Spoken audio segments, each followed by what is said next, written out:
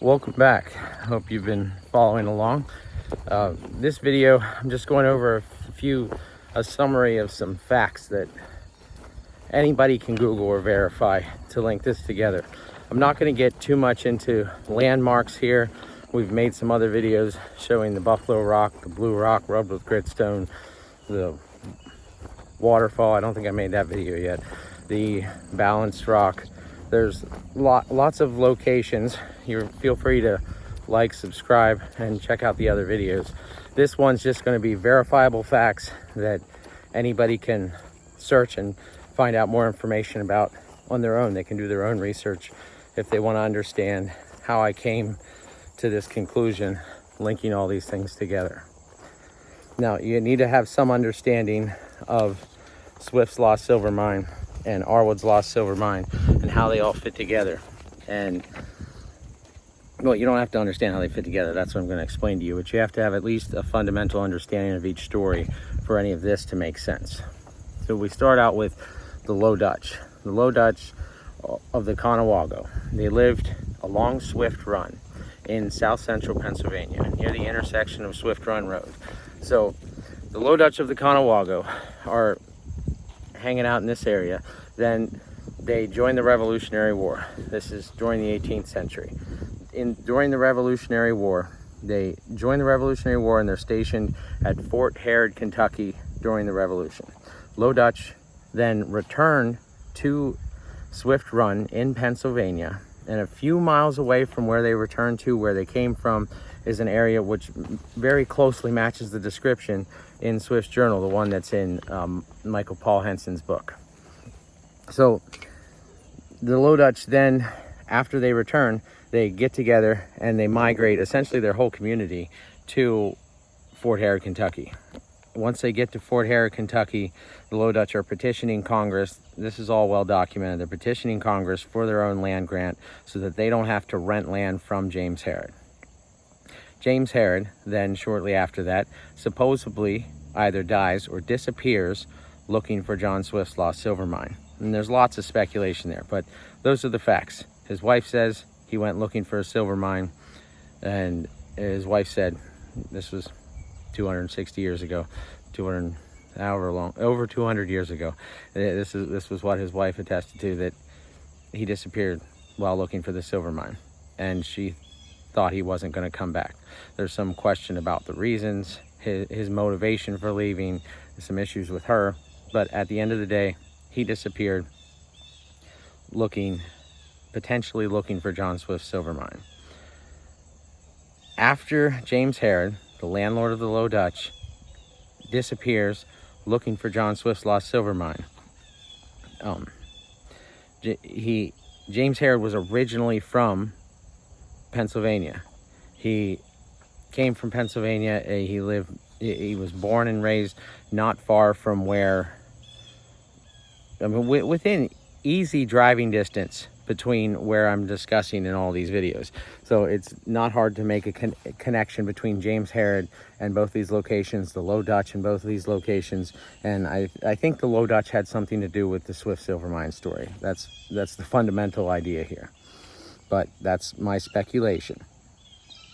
So after James Harrod disappears, a man named Ahrwud shows up around Silver Run, Union Mill, Maryland. The dates of that vary by story. That story has a lot less specific information than any of the other ones, but somewhere around Union Mills, Silver Run, Maryland, there's a man named Ahrwud selling things made out of silver. Some say he sold stuff in Gettysburg. Some say you can just Google online. There's not that many stories about it, so you can find some and look into them. The more you dig into it, the more you find different details, but the details change from story to story. But you have fundamentally a guy who was working a Native American silver mine. There were rocking outcroppings. There was a stream and a flat rock. It's very vague. If you think Swift's story is vague, Ahrwud's story is extremely vague as to the location.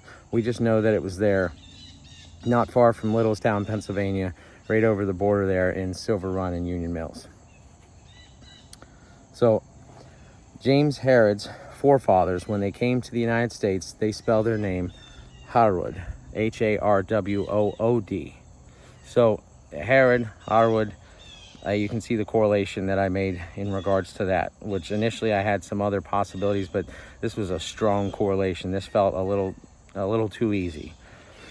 Union Mills, it's only about 10 miles from where the Low Dutch were living on Swift Run in Pennsylvania. It's not that far of a drive or a stretch. So you get the idea here that all these people, we got 2 lost silver mine stories connected with both locations that the Low Dutch were living during this time period, which also seems like a strange coincidence, because both silver mine stories end with an old blind man wandering the hillsides looking for his lost Native American silver mine.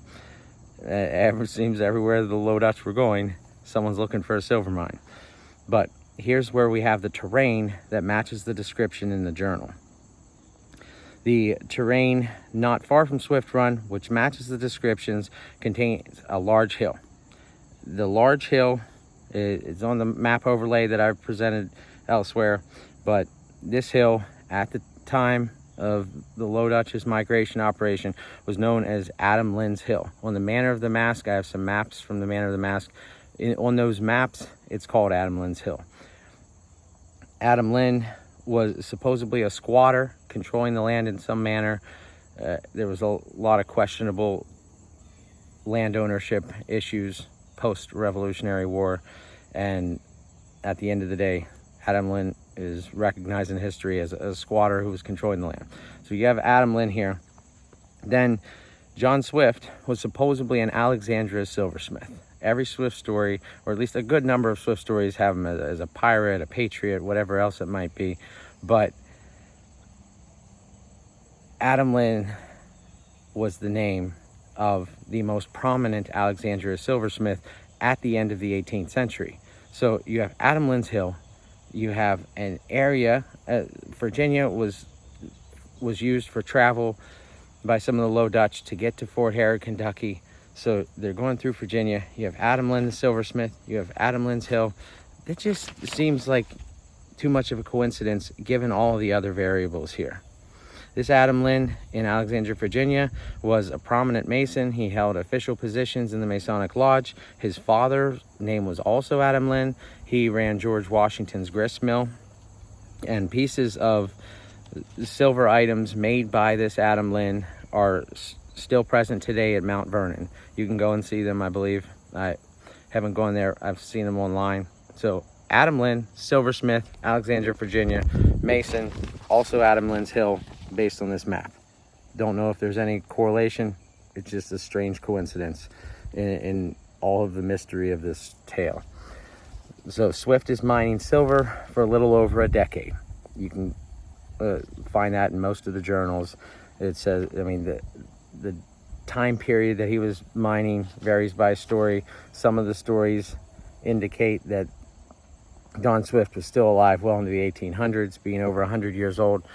There's a lot of question about when was John Swift born? When did John Swift die? Which Swift? I mean, it seems there was a number of guys named John Swift in different parts of the country that everyone finds when they're really digging into this tale.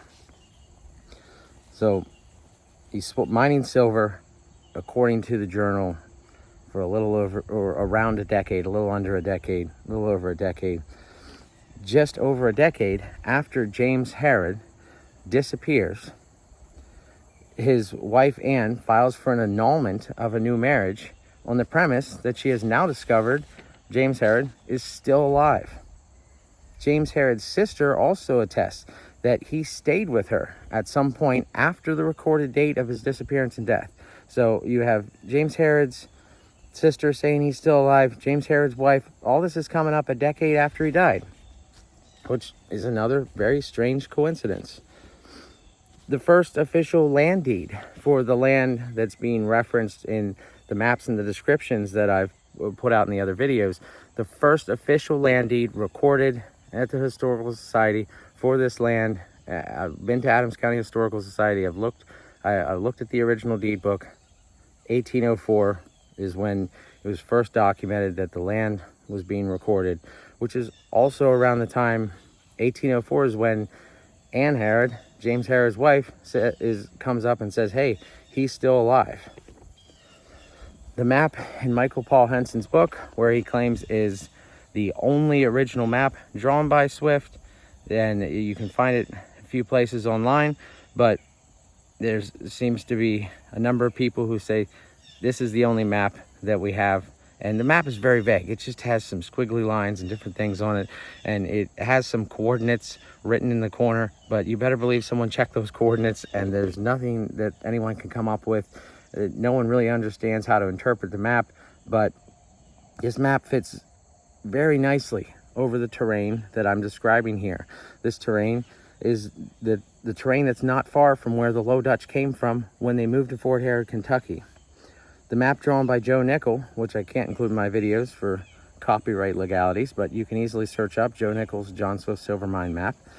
And it's Joe Nickel's map is so close, it's eerie. The only issue that I've found with the terrain, and consequently with Joe Nickel's map because of that, the biggest issue are that the streams in John Swift's journal, as it appears in Michael Paul Henson's book, are running the wrong direction.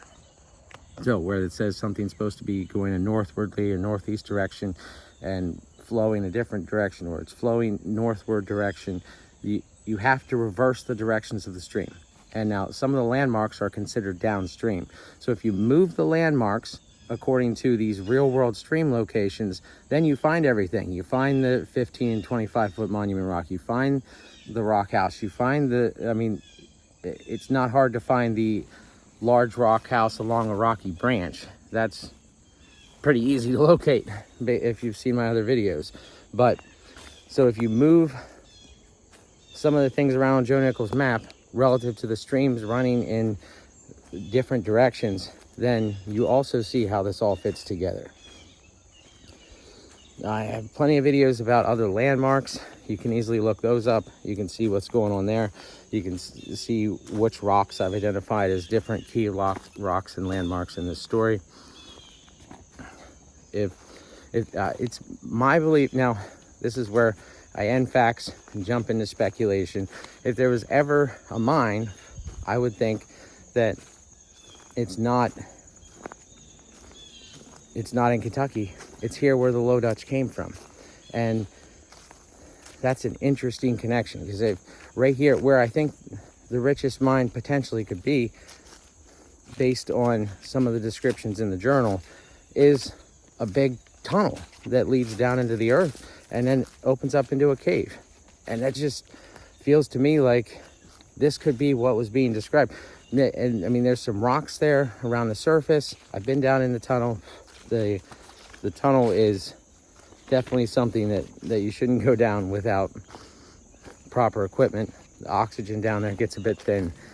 So at some point in the future, I plan to come up with another video going back into the cave, exploring a little bit, showing you the things that I find down there. I didn't know much of it. I didn't know anything about this story last time I was down in that cave. So that's something that I need to take care of. But there you go. Lots more videos to come. I'll keep going and letting you know my findings and how I work through all this. But you have two Native American silver mines, both of them, both stories, and with an old blind man wandering the hillsides looking for his treasure. And it seems quite possible that the Low Dutch, because the Low Dutch were going to Kentucky before the first deeds, documents, or records indicate a story of John Swift's lost silver mine. So there's lots of reasons you can read all day about speculation about why different people might have manipulated the story, altered the story, wanted people to believe it was different locations. You got land transactions. Lots of people made a lot of money off this story over many, many years. But there you go. There's the quick summary you can verify.